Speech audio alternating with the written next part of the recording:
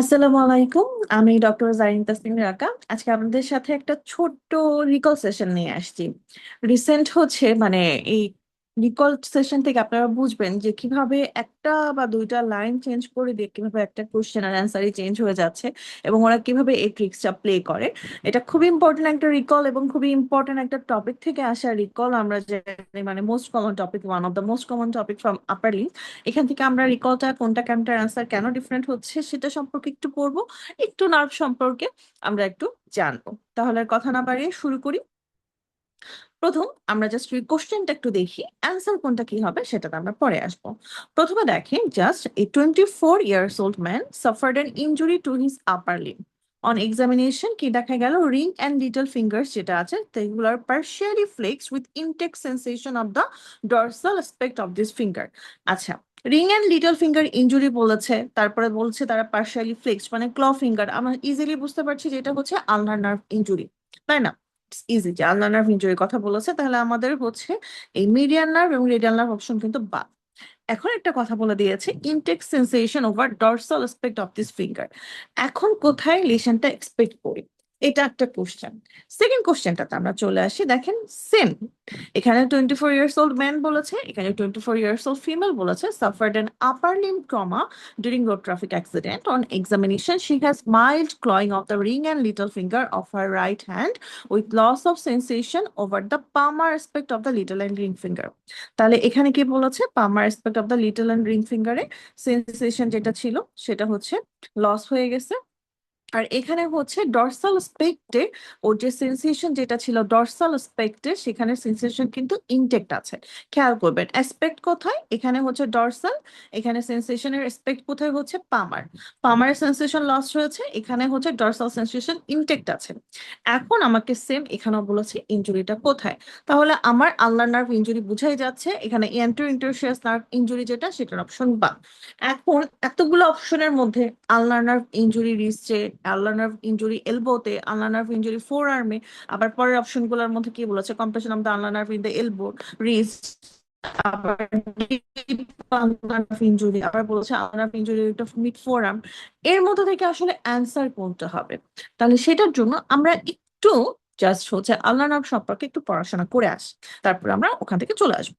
তাহলে এটা জাস্ট একটা আলনা নার্ভের একটা হচ্ছে স্কেলেটন, ছোট্ট একটা ইমেজ, ইজিয়ার একটা ইমেজ, জাস্ট হচ্ছে ব্রাঞ্চ গুলো মনে রাখার জন্য যে আমাদের এই আলনা নার্ভটা কোন কোন মাসেলকে সাপ্লাই দেয়। তাহলে আলনা নার্ভ শুরু হয় কোথা থেকে, C8 এবং T1 থেকে। সে এক্সিলাতে কোনো ব্রাঞ্চ দিবে না, আর্মেও কোনো ব্রাঞ্চ দিবে না, এক্সেপ্ট হচ্ছে এলবো জয়েন্টে একটা সে ব্রাঞ্চ দিবে। এরপরে তার ফোর আর্ম থেকে যত ব্রাঞ্চ দেওয়া শুরু, ফোর আর্মে এসে সে ফ্লেক্সর কার্পি আলনারিসকে ব্রাঞ্চ দিবে, এই যে আমাদের হচ্ছে ল্যাটারালি দিকে মাসলটা আছে, তো এইটাতে ফোর আর্মে সে ফ্লেক্সর কার্পি আলনারিসকে সাপ্লাই দিবে এবং এর কারণে আলনারিসের কারণে সে আমাদের হচ্ছে রিস্টের এই মিডিয়াল সাইডটা ফ্লেকশন হয় এবং হচ্ছে আমাদের রিস্টটাকে সে হচ্ছে অ্যাডাকশন করে ফ্লেক্সর কার্পি আলনারিস। এছাড়া আমাদের ফ্লেক্সর ডিজিটারাম প্রোফান্ডাসের মিডিয়াল হাফ, এই বিশাল মাসলটার মিডিয়াল হাফকে সাপ্লাই দিবে। আমরা সবাই জানি ফ্লেক্সর ডিজিটারাম প্রোফান্ডাসের কাজ কি ছিল, সে আমাদের ফ্লেক্সর ডিজিটারাম সুপারফিশিয়ালিস মাসলের টেন্ডনের মাঝখান থেকে ঢুকে সে আমাদের এই ডিস্টাল ফ্যালেন্স থেকে ইনসারশন নেয় এবং সে হচ্ছে ডিস্টাল যে আমাদের ইন্টারফ্যালেঞ্জিয়াল জয়েন্ট সেটাকে ফ্লেক্স করতে হেল্প করে, প্লাস রিস্টকে সে ফ্লেক্স করতে হেল্প করে। তার মানে যেহেতু সে মিডিয়াল হাফকে সাপ্লাই দিচ্ছে, তার মানে রিং এবং লিটল ফিঙ্গারের ডিস্টাল ইন্টারফ্যালেঞ্জিয়াল জয়েন্ট যেটা ছিল সেটাকে ফ্লেকশনের দায়িত্বে ছিল আমার ফ্লেক্সর ডিজিটাল প্রোফান্ডাস। এখন আলনার নার্ভে যদি আমার এলবো জয়েন্টে ইনজুরি হয় তাহলে কিন্তু তার এই দুটো ফাংশন থাকবে না। কি থাকবে না? আমাদের রিস্টের যে হচ্ছে ফ্লেকশনটা উইক হয়ে যাবে, প্লাস হচ্ছে আমার অ্যাডাকশন যেটা হতো সেটা উইক হয়ে যাওয়ার কারণে আমার রিস্টটা অ্যাবডাকশন বা ল্যাটারালি মুভমেন্ট করে বসে থাকবে। প্লাস আমাদের হচ্ছে এই লিটল রিং ফিঙ্গারে ফ্লেক্সর ডিস্টাল প্রোফান্ডাসের ইনজুরির জন্য আমরা কি পাবো, যে আমাদের ডিস্টাল ইন্টারফ্যালেঞ্জিয়াল জয়েন্টে যে ফ্লেকশন হওয়ার কথা ছিল সেটা হচ্ছে হ্যাম্পার হবে। ঠিক আছে, এতক্ষণ পর্যন্ত আমরা এতটুকু বুঝলাম। এরপরে দেখি যে সে ফোর আর্মে দুইটা কিউটেনাস ব্রাঞ্চ দেয়, একটা কি পামার কিউটেনাস ব্রাঞ্চ দিবে, একটা ডরসাল কিউটেনাস ব্রাঞ্চ দিবে। এই যে ডরসাল কিউটেনাস ব্রাঞ্চ যেটা, সেটা কোথায় চলে যাবে, এই যে আমাদের ডরসাম অফ দ্য হ্যান্ডে সে হচ্ছে ডরসাম অফ দ্য হ্যান্ডে গিয়ে সে হচ্ছে সাপ্লাই দিবে। আর পামার কিউটেনাস ব্রাঞ্চ যেটা, সে শুধুমাত্র পামের এই ওয়ান থার্ডটাকে সাপ্লাই দিবে। আর ডর্সাল কিউটেনাস ব্রাঞ্চ কিন্তু আমাদের ডরসামের পুরাটা ডিজিট থেকে শুরু করে পুরা পাম পর্যন্ত ডর্সাল স্কিনটাকে সাপ্লাই দিচ্ছে। তাহলে ফোর আর্ম থেকে আমরা দেখতে পেলাম দুইটা কিউটেনাস ব্রাঞ্চ আছে এবং কিছু মাসকুলার ব্রাঞ্চ আছে। তারপর আমরা দেখলাম রিস্টে সে কিছু সাপ্লাই দিবে রিস্ট জয়েন্টে, এরপরে তার রিস্ট জয়েন্ট ক্রস করার পর থেকে গিয়ে তার যত আমার হ্যান্ডের ছোট ছোট মাসেল গুলোকে সাপ্লাই দেয়। আমরা জানি যে হচ্ছে আল্লাহ নার্ভকে মিউজিশিয়ানস অ্যান্ড নার্ভ বলা হয়, কারণ হচ্ছে যত স্মল মাসেল গুলোকে সাপ্লাই দিবে সে আমার হাইপোথিনার মাসেল গুলোকে সাপ্লাই দিবে, যে ফ্লেক্সর ডিস্ট্রিবিউটামি হাবিজাবি সবগুলোই। তারপরে হচ্ছে অ্যাডাক্টর পলিসিস কে সাপ্লাই দিবে, অ্যাডাক্টর পলিসিস যার কারণে থামের অ্যাডাকশন লস হবে, থার্ড এন্ড ফোর্থ লুম্ব্রিকাস। এই ফাংশনটা ইম্পর্টেন্ট, এটাই আসলে আমাদের আলনার ক্ল হ্যান্ডের জন্য একটা দায়ী। তো থার্ড এন্ড ফোর্থ লুম্ব্রিকাস বা লুম্ব্রিকাস মাসেলের কাজ কি ছিল? সে আমাদের হচ্ছে মেটাকার্পোফ্যালেঞ্জিয়াল জয়েন্টটাকে সে ফ্লেক্স করতো, ইন্টারফ্যালেঞ্জিয়াল জয়েন্ট যেগুলো ছিল সবগুলোকে এক্সটেন্ড করে রাখতো। তো যখন আমাদের এই আলনার নার্ভ ইনজুরি হবে তখন কি হবে? আমার মেটাকার্পোফ্যালেঞ্জিয়াল জয়েন্ট যেটা সে এরকম স্ট্যান্ড করে থাকবে যেহেতু লুম্ব্রিকাস প্যারালাইসিস হয়েছে, এবং ইন্টারফ্যালেঞ্জিয়াল জয়েন্ট গুলো সব ফ্লেক্স করে থাকবে, যার কারণে হচ্ছে আমাদের ক্ল হ্যান্ড হবে। আমরা পরে ছবি দেখব। এছাড়া সে পামের সকল হচ্ছে ডরসাই এবং হচ্ছে পামার এবং ডরসাল ইন্টারোশিয়াস মাসল যা ছিল সবগুলোকে সাপ্লাই দিবে, এবং ইন্টারোশিয়াস মাসল গুলোর কাজ ছিল আমাদের হচ্ছে হ্যান্ডকে অ্যাডাকশন অ্যাবডাকশন করা। এরপরে গিয়ে সে হচ্ছে আমাদের পামার একটা ডিজিটাল ব্রাঞ্চ দিবে। সে এই যে আমাদের পামের এরপর ডিজিট মিডিয়াল যে হচ্ছে 1.5 ডিজিট, যে সেই মিডিয়াল 1.5 ডিজিটের হচ্ছে মানে ফিঙ্গার গুলোতে সে সাপ্লাই দিবেন। তার মানে আমরা এতক্ষণ পর্যন্ত দেখলাম যে ফোর আর্ম থেকে সে শুধু ব্রাঞ্চ পাচ্ছে কোথায়? ফ্লেক্সর কার্পি আলনারিস এবং ফ্লেক্সর ডিস্টাম প্রফান্ডাসের হাফ।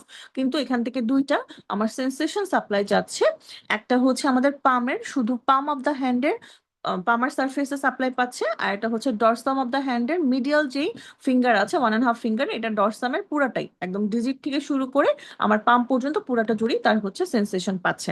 সবই আসছে হচ্ছে আমাদের ফোর আর্ম থেকে।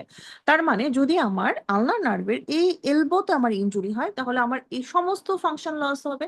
সমস্ত ফাংশন লস হবে মানেটাকে আমি বলতে পারি, সমস্ত ফাংশন যদি লস হয় তাহলে কি ঘটনা ঘটবে? সমস্ত ফাংশন যদি লস হয় তাহলে হচ্ছে আমাদের প্রথমে যেটা ঘটবে যে হচ্ছে আমাদের এই রিস্টের ফ্লেকশন উইক হয়ে যাবে। তারপরে প্রোফান্ডাসের জন্য হচ্ছে এই ইন্টারফ্যালেঞ্জিয়াল জয়েন্ট যেটা ডিস্টাল সেটার হচ্ছে ফ্লেকশন উইক হয়ে যাবে। তারপরে আমার এখানেও সেন্সেশন লস হবে, এখানেও পুরোটা জুড়ে সেন্সেশন লস হবে, থিনার মাসেল হাইপোথিনার মাসেল ওয়াস্টিং হবে, অ্যাডাকশন অফ দ্য থাম যেটা সেটা আমার লস হয়ে যাবে। তারপরে আমাদের হচ্ছে মেটাকার্পোফ্যালেঞ্জিয়াল জয়েন্ট হচ্ছে এক্সটেন্ডেড থাকবে, ইন্টারফ্যালেঞ্জিয়াল জয়েন্ট গুলো সব ফ্লেক্স হয়ে ক্ল হ্যান্ড ফর্মেশন করবে যদি আমার এলবোতে ইনজুরি হয়। এখন যদি আমাদের ইনজুরিটা ঘটে কোথায়? এই যে যদি ইনজুরিটা আমাদের হয় হচ্ছে এই রিস্টে, এখানে যদি ইনজুরি হয় তাহলে কি হলো? এখানে যদি ইনজুরি হয় তাহলে খেয়াল করবেন আমাদের ফ্লেক্সর ডিস্টাম প্রোফান্ডাস বেঁচে গেল, আলনারিস বেঁচে গেল, আমার হচ্ছে এই পাম এবং হচ্ছে ডরসাল ব্রাঞ্চ দুটোই কিন্তু আমাদের ভালো আছে, মানে ইনটেক্ট আছে। তখন কি ঘটনা ঘটবে? তখন শুধুমাত্র আমাদের এই রিস্টে গিয়ে আমাদের এই মেটাকার্পোফ্যালেঞ্জিয়াল জয়েন্ট এক্সটেন্ড থাকবে, ইন্টারফ্যালেঞ্জিয়াল জয়েন্ট ফ্লেক্স থাকবে, মানে ক্ল হ্যান্ড ফর্মেশন করবে, অ্যাডাকশন লস হবে থাম্বের, এবং হাইপোথিনার মাসেল ওয়াস্টিং হবে, এবং শুধুমাত্র আমাদের এই যে ফিঙ্গার গুলোতে পামার সারফেসের মিডিয়াল ওয়ান থার্ড মানে 1.5 ফিঙ্গারের পামার সারফেসে শুধু ফিঙ্গারের সেন্সেশনটা লস হবে। পামেরও সেন্সেশন ইনটেক্ট থাকবে, ডরসাম অফ দ্য হ্যান্ডেরও সেন্সেশন কিন্তু ইনটেক্ট থাকবে। কখন? যদি আমাদের রিস্টে ইনজুরি হয়। এরপরে আরেকটা কথা আমাদের মনে রাখতে হবে, সেটা হচ্ছে এই যে আমাদের আলনার প্যারাডক্স। খেয়াল করবেন রিস্টে যখন আমাদের ইনজুরি হয়েছিল তখন কিন্তু আমার ফ্লেক্সর ডিস্টাম প্রোফান্ডাস ভালো ছিল, ইনটেক্ট ছিল। ফ্লেক্সর ডিস্টাম প্রোফান্ডাস এর কাজ কি ছিল? সে হচ্ছে আমি বলেছিলাম যে আমার ডিস্টাল ইন্টারফ্যালেঞ্জিয়াল যে জয়েন্টটা সেটাকে সে ফ্লেক্স করে রাখতো। তো ফ্লেক্সর ডিস্টাম প্রোফান্ডাস তো ভালো আছে, আমাদের এই যে মানে লুম্ব্রিকালস এর হচ্ছে প্যারালাইসিস হওয়ার কারণে আমার ইন্টারফ্যালেঞ্জিয়াল জয়েন্ট তো এমনিতেই তার ফ্লেকশন হয়ে থাকবে যেহেতু লুম্ব্রিকালসের ফাংশন লস। তার উপর যদি ফ্লেক্সর ডিস্টাল প্রোফান্ডাস যদি ইনটেক্ট থাকে তখন কি হয়? এই যে আমার ডিস্টাল ইন্টারফ্যালেঞ্জিয়াল জয়েন্ট যেটা আছে সেটা অনেক বেশি ফ্লেক্স হয়ে যায়।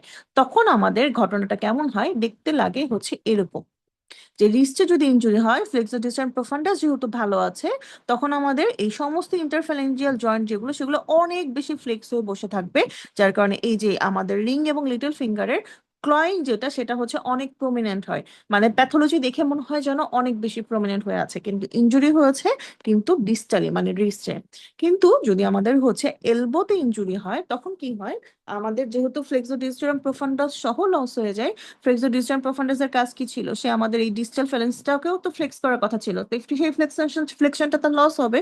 তখন হচ্ছে আমাদের এই লুম্ব্রিকালসের যে ফাংশনের জন্য ইন্টারফ্যাঞ্জাল জয়েন্টের যে ফ্লেকশনটা হবে সেটা হচ্ছে অত বেশি প্রমিনেন্ট হয় না, যার কারণে হচ্ছে ক্ল হ্যান্ড হয় কিন্তু লেস প্রমিনেন্ট থাকে।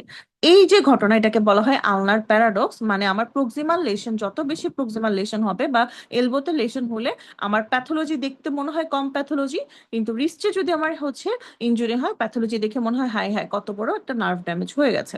এটা হচ্ছে আলনার প্যারাডক্স। এখন এই যে কোশ্চেনটা যখন আমরা পড়বো অ্যান্সার করতে যাব, অনেকে কোথায় কনফিউশন হয়ে যায় এখানে এসে, যে মাইল্ড ক্লয়িং অফ দ্য রিং এবং লিটল ফিঙ্গার বলেছে, তো সবার কাছে মনে হয় মাইল্ড ক্লয়িং বলেছে, তার মানে নিশ্চয়ই হচ্ছে আমাদের কোথায় হবে, আলনার নার্ভ ইনজুরি কোথায়, এট দ্য এলবোতে, তাই না? মাইল্ড ক্লয়িং যেহেতু বলেছে, কিন্তু খেয়াল করবেন এখানে কিন্তু সাথে করে বলেও দিয়েছে হচ্ছে যে হচ্ছে loss of sensation on the palmar aspect of the little and ring finger.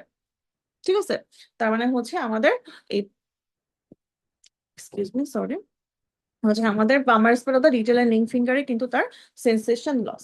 আর এই ছবিটাতে যদি খেয়াল করেন এখানেও যেটা বলেছে little and ring finger partially flexed, আপনার মনেই হবে যে হ্যাঁ পার্শিয়ালি ফ্লেক্সড মানে হচ্ছে মাইল্ড হচ্ছে আমার ক্লয়িং হয়েছে, তার মানে হচ্ছে ulnar nerve injury at the elbow. কিন্তু এখানে কিন্তু বলে দিয়েছে যে ডর্সাল অ্যাসপেক্ট অফ দ্য ফিঙ্গারে সেন্সেশন ইনটেক্ট, তার মানে বুঝতে পারছেন এখানেও মাইল্ড ক্লয়িং বলেছে এখানেও পার্শিয়ালি ফ্লেক্সড বলেছে, কথা মোটামুটি একই মনে হলো। দুইটার ক্ষেত্রে আমার অ্যান্সার হচ্ছে ulnar injury at the elbow মনে হলেও, যেহেতু এখানে বলে দিয়েছে যে হচ্ছে আমার ডর্সাল অ্যাসপেক্ট অফ দ্য ফিঙ্গারের সেন্সেশন ইনটেক্ট, তার মানে আমাদের হচ্ছে ডর্সাল কিউটিনাস ব্রাঞ্চ ইনটেক্ট বলেছে। তাহলে ডর্সাল কিউটিনাস ব্রাঞ্চ ইনটেক্ট কখনই হবে যদি আমাদের লেশন বা প্যাথোলজিটা আমার হচ্ছে কোথায় হয়, যদি আমাদের প্যাথোলজিটা হয় রিস্টে, রিস্টে যদি প্যাথোলজি হয় তখনই আমাদের ডর্সাল কিউটিনাস ব্রাঞ্চটা হচ্ছে ইনটেক্ট থাকবে।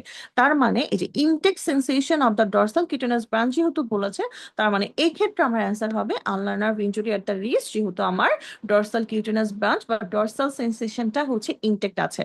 বোঝা গেছে কেন আমার হচ্ছে অ্যান্সারটা হলো। আর এই ক্ষেত্রে আমাদের মাইল্ড ক্লয়িং বলেছে এলবোতে জয়েন্ট হতে পারে, loss of sensation of the palmar aspect of the little and ring finger, তাহলে আমাদের palmar aspect of the little and ring finger পুরাটাই জুড়ে আমার হচ্ছে সেন্সেশন লসের কথা বলেছে পামার সারফেসে। এই ক্ষেত্রে হচ্ছে আমাদের compression of the ulnar nerve at the elbow. ঠিক আছে, আপনি বুঝতে পেরেছেন যে আসলে কেন কি ঘটনা হলো, কারণ মাইল্ড ক্লয়িং তার মানে আমাদের এলবোতে ইনজুরি, পামার স্পেক্টে বলেছে রিটেল এন্ড লিঙ্ক ফিঙ্গার পুরোটা জুড়ে, আর যেহেতু আমাদের স্পেসিফিক বলে দিয়েছে, যদি আমাদের পুরোটা জুড়ে না বলতো স্পেসিফিক শুধুমাত্র বলে দিত যে হচ্ছে আমাদের একটা, আপনারা যখন রিকল সলভ করতে যাবেন আর একটা রিকল এরকমও আছে যে হচ্ছে আমার পার্শিয়াল ফ্লেকশন আছে কিন্তু ইনটেক্ট সেন্সেশন আছে palm of the middle one third of the finger. ঠিক আছে, পামে intact sensation of the medial one third of the পামে সেন্সেশন ইনটেক, সেটাও যদি বলে সেক্ষেত্রেও কিন্তু আমাদের হচ্ছে ইনজুরি হবে হচ্ছে অ্যাট দ্য রিস্টে। যেহেতু ওরকম ভাবে স্পেসিফিক মেনশন করে না দিয়ে শুধু বলেছে palmar aspect of the little ring finger, মানে পুরোটা জুড়েই বলেছে, সেক্ষেত্রে আমাদের অ্যান্সার হচ্ছে compression of the ulnar nerve at the elbow. ঠিক আছে, তার মানে আমাদের এই ব্যাপারটা নিয়ে কিভাবে অ্যান্সার হবে, আলনার প্যারাডক্স থেকে কিভাবে অ্যান্সার আসবে, এই ব্যাপারটা নিয়ে আসলে আমরা বুঝতে পেরেছি। ঠিক আছে, এবং একই সাথে আমরা আলনার প্যারাডক্স সম্পর্কে পড়ে ফেললাম, একই সাথে আমরা আলনার নার্ভ কোন কোন মাসেলকে সাপ্লাই দেয়, এটার হচ্ছে কোথায় গেলে কি হবে, সবকিছু সম্পর্কে একটু পড়ে ফেলেছি। তো আশা করি এই রিকল বা এই সম্পর্কিত কোশ্চেনটা বা এই রিকল সম্পর্কিত ধারণা আপনাদের হচ্ছে ক্লিয়ার হয়েছে। এরপরও যদি কোনো কিছু জানার থাকে, কোনো কনফিউশন থাকে, এনিথিং, আপনারা প্লিজ একটু হচ্ছে কমেন্ট করবেন বা আমাকে নক দিতে পারেন, আমি যে কোনো কিছু ঠিক করে ফেলবো বা হচ্ছে আপনাদেরকে সেই প্রশ্নের উত্তর দিব। আজকে এতটুকুই, আমরা এরকম মাঝে মাঝে আপনাদের জন্য কিছু ছোট ছোট রিকল সেশন নিয়ে আসবো, কম্পারেটিভ রিকল নিয়ে আসবো যে এটার কি কি ওয়ার্ডের জন্য হচ্ছে রিকলটা চেঞ্জ হয়ে যাচ্ছে। আশা করি জেনেসিস আউটলিয়ারের এমআরসি সাথে রাখবেন। ধন্যবাদ। আসসালামু আলাইকুম।